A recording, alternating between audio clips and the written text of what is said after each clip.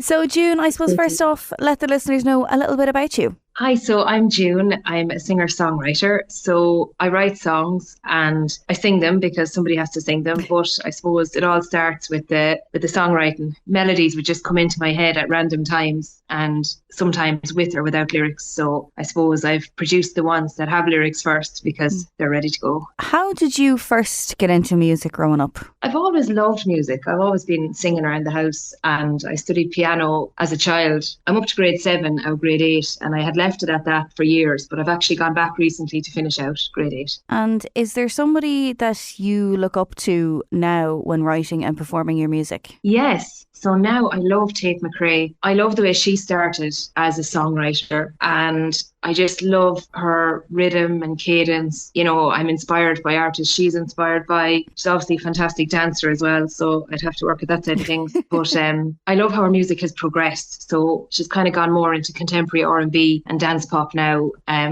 really love her latest album, So Close to What, because even though I really love her early stuff, I wouldn't really listen to them. I'd prefer the faster stuff now. How would you describe your style of music? So it's very varied. The melodies that come into my head are very diverse, but the common denominator is it always starts with a melody coming into my head and it's me singing it. So it's my voice. So I suppose even though the genres vary, it still comes back to an organic melody, I suppose. And your track, Nothing, is one of the reasons we are chatting. Tell us a little bit about it. And is there a personal story behind it for you? So Nothing started as a melody that just kept coming into my head and wouldn't leave my head. I suppose it started with the chorus, which then progressed, and then the verse came into my head. So all around the same time. It didn't start with a personal story, and the lyrics kind of came into my head at the same time as the melody. I do kind of try to make my tracks universal, so I try to write them from a few different angles. So I suppose it's primarily about grief. Some people could interpret it as being about heartbreak as well, or maybe both. Maybe somebody who's died belonged to them that became a heartbreak. I suppose it doesn't really start with the story, but I always have a story behind it by the time it's ready to go out.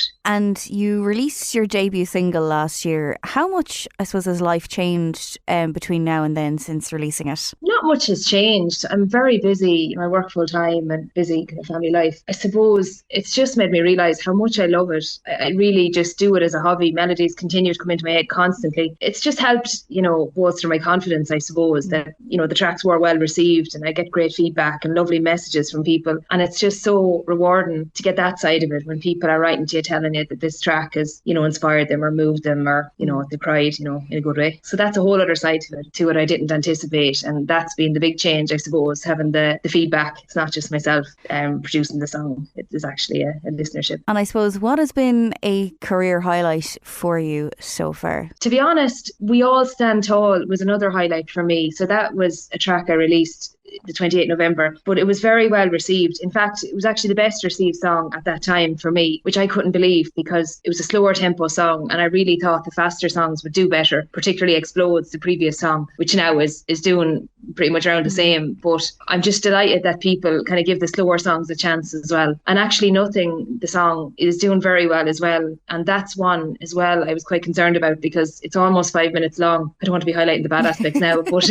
it's a slower tempo, deep song, and I always believed in it, obviously, and I kind of see it like a piece of art in that I just didn't want to shorten it, but I really felt that could hinder how well it did because people mightn't give it the time, especially now in this TikTok era where people prefer the shorter videos that grab you immediately. Tell us a little bit about the Beatles thing that you did over in Liverpool. Yeah, so thanks for asking. I used to work in Liverpool, which has a great music scene, loads of open mics and things which I went along to, and once I was asked at an open mic to perform at a Beatles day in Liverpool. So it involved me singing covers of Beatles songs. So I did a number of songs performed on the docks in Liverpool, and it was a wonderful day.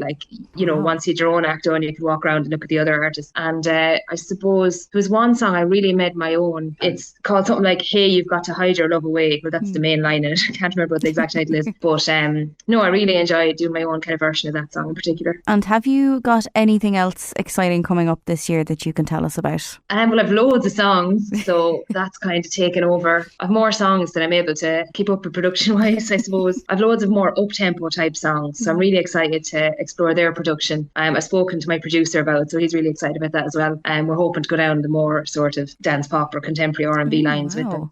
But I will stay true to songs. Like there's one that's sort of a modern kind of folk song. It's similar to my song Will Be Dance, so we'll keep true to that sort of style of production. Yes, that's the main thing I'm excited about. And I suppose like last year, different opportunities came up that I wasn't expecting. I was asked to collaborate and sing vocals for a song. I hope you doesn't mind me saying it now, written by Keith McLaughlin and Gillian Chute. So that's coming up now shortly. That might be the next single. And I have a really sassy kind of summer song coming up that I'm really excited about.